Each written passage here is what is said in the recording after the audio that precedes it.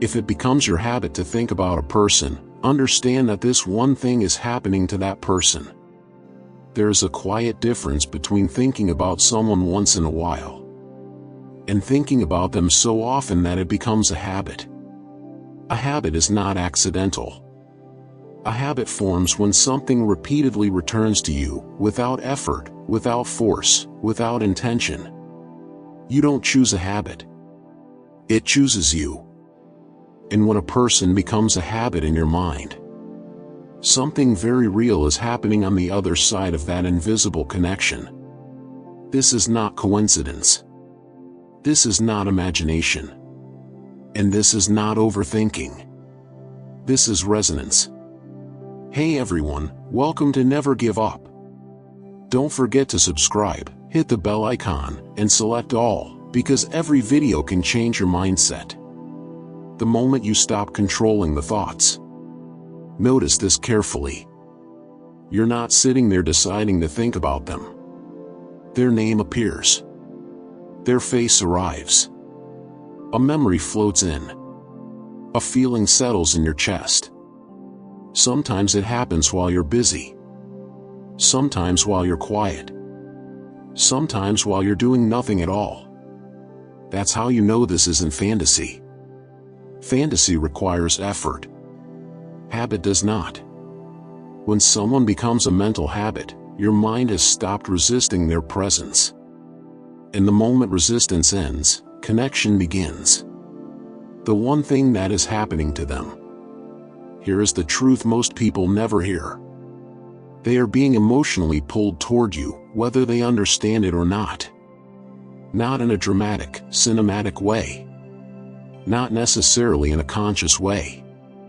But in a subtle, psychological, emotional way that works quietly beneath logic. Your repeated thoughts are not sending energy in a mystical sense. They are doing something far more human and far more powerful. They are synchronizing emotional awareness. Why it feels one-sided, but isn't. You may feel like, I'm the only one thinking. They probably don't even notice. This is just happening in my head. That belief exists because the connection is uneven in expression, not in depth. Some people process connection internally. Some people process it through avoidance. Some people process it through silence. But when you think of someone repeatedly without effort, it means the emotional loop is incomplete. Incomplete loops do not disappear. They circle. And while you're feeling the awareness of the loop, they're feeling the pressure of it.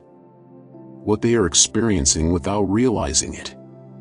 While you're thinking, they are experiencing moments like a sudden pause for no reason. Random heaviness they can't explain.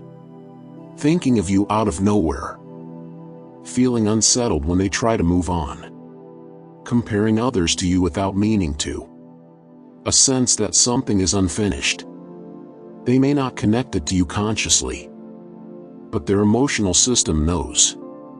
That's why some people pull away when they feel too much. Act distant when the bond deepens. Pretend they don't care while caring intensely. Distract themselves excessively. Keep you at a distance while never letting go internally. Your habit of thinking isn't creating attachment. It's revealing it. Why this habit forms specifically with them. You don't form this habit with everyone. So ask yourself, why them? It's because they touch something unspoken in you. Not necessarily love. Not necessarily romance. Not necessarily a future. But recognition.